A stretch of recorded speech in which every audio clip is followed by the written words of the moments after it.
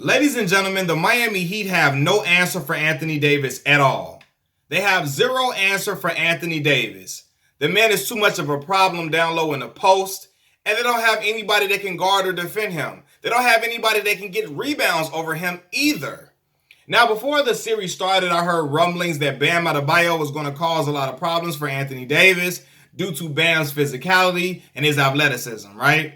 Now, I know where people were coming with that premise because Anthony Davis has a thin frame. He's not the most physically imposing guy. He's not ripped and shredded with muscles like Bam Adebayo. And so they thought that Bam was going to be able to be brute and physical with him and bully AD.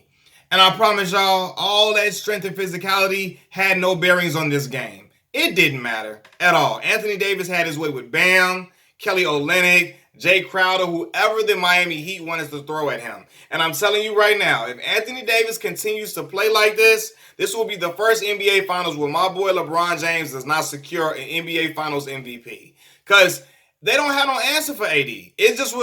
Tonight it was just reminding me, it wasn't the same, of course, because Shaq was just so physically imposing, but the numbers and the way how easily Anthony Davis scored, it reminds me of when it was no answer for Shaq at all during the Lakers dynasty. At all. And yeah, man, I'm looking at like Bam is 6'9", the same height as LeBron James. So when you put him in there with Anthony Davis, who's 6'10", or nearly 6'11", it's gonna be a rough night for him. Now I'm gonna say this: Bam got injured in the game. He finished with 8 points and 4 rebounds. But it didn't matter who the Miami Heat wanted to throw at Anthony Davis. Again, whether it was Kelly Olynyk, Jay Crowder, Andre Iguodala, they too little. Anthony Davis, the length of Anthony Davis is a problem for the Miami Heat. And every time I'm watching Anthony Davis, all I can do is scratch my head and wonder, or say to myself, a lot of Laker faithfuls didn't want to pull the trigger on that trade to get Lonzo Ball and Brandon Ingram and Josh Hart up out of there for AD for that. Listen, look at that. That's a generational talent. That's a transcendent talent. What I was telling y'all about in my other video. That is priceless. Any team would love to have that. That's a luxury, fam. A dude that can do all of that, he can go to the line and he can hit his free throws too. That's trouble, right? Now I'm gonna tell y'all this: the Miami Heat's best bet to win games and try to win the series is through guard play. It will not be through Bam Adebayo and them. It's gonna be through guard play because, as we all know, the Miami Heat can hit shots and they can hit shots in bunches. But tonight, the guy that's really been having everything going for them, Tyler Hero, he shot 6 of 18 and was a negative 34 in the plus-minus stat, that's a rough night. That's rough. Also, Goran Dragic, he left the game with a foot injury, they calling it. And we don't know. We got to see how severe that is. If that foot injury is severe, Erik Spoelstra would be out of his mind if he does not play Kendrick Nunn. The way K9 played, he had like 18 points. He was scoring in bunches and was giving the Heat different looks that they did not have all night. And I'm thinking to myself, why the hell is Erik Spoelstra out here playing Solomon Hill over Kendrick Nunn, giving Solomon Hill minutes? Like, no, I'm sorry, Solomon Hill. No, you need to put Kendrick Nunn in the game. I'm like, why he ain't got Chicago? Kendrick Nunn from Chicago, Simeon High School, 3 Chicago individuals in the NBA Finals, Taylor Horton-Tucker, Kendrick Nunn, and also Anthony Davis. Shout out to them Chicago brothers. So happy for them, man. But anyway, why young Chicago, Illinois, Kendrick Nunn not in the game over Solomon Hill? Like, why not? Like, what the hell is going on? What are you doing, brother? What are you doing? But now Kendrick gave them a spark. So Miami could possibly have a spark going into the next game because at the end of the game, they started to try to come and make it a game a little bit. You know what I mean? And LeBron, one thing I noticed too, this game, outside of that run when they came back down from down 23-10, LeBron had to be in the game a lot to get the Lakers out of being a little stagnant. Because when LeBron was out of the game and if Rondo ain't in the game, KCP just jacking up shots after shot after shot. Now, he hit some big shots for the Lakers. He did, and he's been playing pretty well throughout this bubble playoffs. And I really appreciate KCP for that because, I'm rooting for the Lakers and LeBron. But sometimes they start jacking up shots looking crazy. I'm like, oh, hell no. That's not it. No, that's not going to be it. He got to relax. He got to calm down. But, yeah, man, the Lakers, the story of this game was Anthony Davis. Anthony Davis, the Miami Heat have no answer for him at all. And then, LeBron James being regular LeBron James. 25 points, 9 assists, 13 rebounds, nearly a triple-double, facilitating the floor, had the floor of the offense looking great at times. And then then he was also controlling the pace of the game, something that he does so brilliantly. I cannot, I gotta give a shout out to Danny Green because he showed up today. Danny been looking real shaky, super shaky, for real. And I'm looking like, damn, Danny, you got to wake up. He like, for real, you gotta wake up. That boy was shaking like a stripper on his first night. He was looking shaky like a stripper on his first night at the strip club, like first night dancing, because he was out here missing shot after shot all throughout the playoff bubble. But then tonight he hit big shots, and I'm like, come on, Danny, that's what we need from you. Alex Caruso had 10 points. The other points were distributed pretty solidly. But the stars of the bunch, Anthony Davis and LeBron James, came through and did what they supposed to do. But I'm telling y'all, Anthony Davis, man, even outside of AD, when the Miami Heat bigs are too small in general, and I said this going into the series. Now, I know it's only game one, it's early, but I'm looking like, okay, so if AD sit down, Bam going to have to battle with Dwight Howard, who's taller than him, an inch taller than him, who is physical. I feel like it's stronger than Bam, and physically imposing, and he got defense. He got defense for Bam Adebayo. So he gonna be rough, tough, and just as physical with him. So Bam not gonna have no easy time with Dwight Howard in the game. Then if you want to go call in, if AD and Dwight on the bench, JaVale McGee coming in the game. JaVale 7'1". He gonna get them boards. He gonna get them second chance opportunities to get offensive rebounds to put the ball right back up. And he's going to be able to go to work and feast, even though offensively JaVale is not the most strongest offensive player. But he's going to be able to go to work over smaller Bam Adebayo. He's going to not go to work. He's going to be able to get some good scoring opportunities over Bam because Bam is like 6'9", same height as LeBron. So that's a disadvantage for the Miami Heat. Going forward, to start the game, that was very interesting because I wanted to see how the Lakers would respond if they got down or they got like a double digit, if they were down by double digits. And they were down 23-10. And I'm saying to myself, you're down 13 points, how you going to respond? First of all, they came out very, very flat. I noticed that from the jump. They were lethargic. Guys missing defensive rotations. Guys like the Miami Heat guys just getting loose balls, getting all type of offensive rebound, getting rebounds. I'm like, yo, ball movement, guys not rotating, easy buckets. I said, oh, man, I wonder are they going to be able to adjust or are they going to mail it in? And the Lakers did not mail it in. Thanks to the player Rajon Rondo, the terrific point guard play, like a dang on another coach on the court, as Kendrick Perkins is saying, him coming in the game, facilitating the ball like that, it made all the difference for the Lakers, man. Getting guys good shots, good looks, getting Anthony Davis involved, and like again, AD, man, defensively, how he alters shots, everything the man can do. This is why you move heaven and earth for this guy like this, a guy that can give you 34, 5, and 9, and like a dude that can do that and just do it so effortlessly. You gotta get whoever. I don't care. Get Josh Hart. I love Lonzo Ball's game. I love Brandon Ingram's game. Josh Hart was solid. Get them up out of here. On the first plane smoking for Anthony Davis. You have to. For what this man did tonight, right? In general, the Heat got banged up throughout this game. Jimmy Butler finished with 23 points, 5 assists, and 2 rebounds. Very good.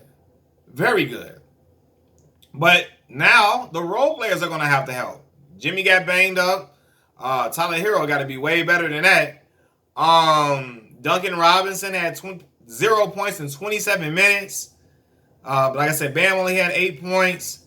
They're going to have to find some scoring. Now, they found a guy that can give you some good points. They can fill it up, Kendrick Nunn. but they're going to have to get Tyler Hero, and they're going to have to step up too. Now, y'all know I'm rooting for the Lakers because of LeBron James, but I know that the Miami Heat are not going to fold. Pat Riley is going to come in there and talk to them boys. Eric Spoelstra going to give him a motivational speech. Jimmy Butler and them going to be in there talking amongst each other, trying to come out with a much better performance the next game. And they're going to try to come out and try to come out with an impact early on the next game. It's not going to be a shocker. Miami Heat can hit shots. So the thing is, if they hit their shots, they get a little confidence like they had earlier, it could bode well for them. But the thing for the Lakers to win is to always keep fighting. Don't mail it in. It's how they respond. They responded excellently when they had when they got down big 13 points. I'm like, I'm watching the game like, oh shit, here we go. But the Lakers stayed with it. They kept fighting, and they got the lead down, and then they got the lead. So it's all about making shots, ball movement. Because really, when ball movement occurs and guys moving the ball, somebody's going to get an open shot, and eventually those shots are going to fall. And that's what happened for the Lakers. I'm looking at, the stats between the teams. Something that is glaring to me that's going to be a problem. The rebounding. The Lakers have 54 rebounds. Guess how many rebounds the Miami Heat had? 36 rebounds. They got out-rebounded severely. The Lakers bench was sensational for them. The Lakers bench came alive, and they kept them afloat and they kept expanding. They were the reason why the league kept expanding. The bench coming in and providing good scoring. Now, the Miami Heat bench came alive due to Kendrick Nunn. But what about the other guys? They got to come in and provide, they got to come in and help alleviate the load of the other starters as well. So we're going to see how that work going forward. But the total rebounds, man, they got out-rebounded. If you get out-rebounded, the Lakers are getting second chances to score. When they get second chances to score, a lot of times they're finding somebody open for three. And if it's all about if the Lakers hit the shots or not. The Lakers are hitting shots tonight, so they fail. Lakers got to the free throw line 27 times. They were 92% from the free throw line. They only missed 2 free throws all night. Now the Miami Heat only missed 3, but they only shot 14 free throws. The Lakers were forcing the Heat to foul them. They were getting fouls, attacking the paint. Anthony Davis pump faking, going up, getting fouled, trying to getting and ones, all of that. You know what I mean? Guys attacking the paint, putting pressure on the Miami Heat defenders. When you got Duncan Robinson and them trying to guard LeBron James, man, hell no. Bron gonna keep attacking them boys all night. Either you're gonna attack and get fouled or try to finish the play, or kick it to a wide open shooter. That's just all it's gonna do is stretch the lead out. And you know how much attention LeBron James commands. So when he go to the paint, people gonna collapse on him anyway, which gonna leave certain people open. Whether it's Caruso, whether it's Danny Green, whether it's KCP, whether it's Kyle Kuzma, so on and so forth. But yeah, man, like those are the things that were glaring to me in this game. Lakers had 8 blocks to 5 blocks from the Miami Heat. Lakers, the assist total was only 3 off. The Lakers only had 3 more assists than the Heat, 26. But again, I'm seeing the free throw shooting and the rebounding. The rebound is really what's helping free throws. They getting rebounds and then going up and getting fouled, going straight to the line. So that makes the difference, man. But yeah, man, Anthony Davis is something else. Like that dude there is phenomenal. That dude that's a special type of player. That's a special type of player, man. Like, and I'm looking at Dwight. How Dwight was dropping off them little beautiful dump off passes to AD. I'm like, damn. Dwight out there dropping them dimes off to AD. AD flushing it. I say, yeah, that is great basketball. And I got Dwight Howard, man. I gotta take my hat off and tip my hat to that dude. For everybody saying that he was a clown and clowning him out over the past year for things going on or allegedly going on personally with him. People looking at him as a joke, a jokester. Dwight Howard is a surefire Hall of Famer. I don't give a damn what you talking about. 3-time Defensive Player of the Year, 8-time NBA All-Star, led his team to the finals before. The numbers that he's put up, like he is a Hall of Famer without question. Especially if And I'm sorry. Look, I love Tracy McGrady. I always say this. People get mad at me. T-Mac up in there. He ain't got out the first round. Dwight took his team to the finals. I don't give a damn if it was in the Eastern Conference. Mac ain't been out the first round. Dwight took his team to the finals and beat a LeBron James-led team. So, you know, them years in Orlando can never be forgotten. Three defensive player of the years? Come on, man. You can't dispute that 8-time All-Star. Ben Wallace got, what, 4 defensive player of the years? He ain't no 8-time All-Star. Great for his role. He in the Hall of Fame. Dwight gonna get in there without question. But Dwight has made people respect his game and respect him as a basketball player this year for how crucial and how, I mean, he has been essential to this Lakers team. Whether it's rebounding, whether it's toughness, whether it's athleticism, just him buying in general, being the ultimate teammate. Like, it's been noticeable. You see it, man. And what he's doing, he has an effect on the game. And them dump ball passes were beautiful to AD, man. And I'm just say this too. Before the series started, you know, people were talking about all the dogs. Not all the dogs, but they were saying that Jimmy Butler's a dog. Bam is a dog. Jay Crowder is a dog. And those dogs are going to come to play. Iguodala, you know, even though Iggy's older, they got experience playing against LeBron James, and they're going to come with it because they're not going to let LeBron walk over them. They're going to be aggressive. They're going to play physical. They're going to play like dogs supposed to play. And I always tell people this, man. Like, yeah, they got Jay Crowder. He doing all that rah-rah stuff on the court, knocking the ball out of LeBron James' hands and all of that. Contrary to popular belief, being a goon will not win you basketball games. It does not equal basketball success. Like, you're not going to, just because you're a goon and you rough and tough, all that tough Tony stuff gets beat by real talent every single time. The tough Tony act being tough Tony Soprano, all gangster and all that, or super tough and super, you know, just being, I'm going to be hard, I'm going to be tough, I'm going to be, like, all of that. When a dude is really, really talented and he's not intimidated by that, you're going to get that work. You're going to get your issue. And that's what happens. Like, Jay Crowder was doing all of that. Eddie looking at him was finna step to him when he knocked the ball out of Bron's hands. But we know guys ain't really finna fight in the NBA Finals for real. But subconsciously, Eddie like, hold on. They think what? They think we like that? Like we soft or something? Like, they think I ain't like that? And he went to work. So all of that tough stuff, go out the window. Because you got to do that. They can put a ball on the floor. They can shoot. They can go in the paint and do work. Like, he can hit free throws. He can get rebounds. Like, he can get his own rebound. Like, the talent is going to prevail all the time. So all that tough Tony stuff, that don't mean nothing. Be all that tough WWF, WWE shit all you want to, brother. No, it ain't. Talent going to prevail all the time. But I'm telling y'all, Eric Spoelstra better play Kendrick Nunn. Kendrick out there balling. I'm like, get your K-Nunn ball out in your time. They got this boy coming off the bench, but he getting Solomon Hill getting minutes over him. Get the hell up out of here. And every time he was scoring, he was looking at Kendrick Nunn looking at his own bench, looking at Eric Spoelstra's face. Like, hey, look, fam, if you want to have a shot, especially with Goran Dragic down, you need to put me in the game. Put me in the game, coach, and let's see what we can make something shake. You know, I got the Lakers. Despite this game, I still got the Lakers in 6.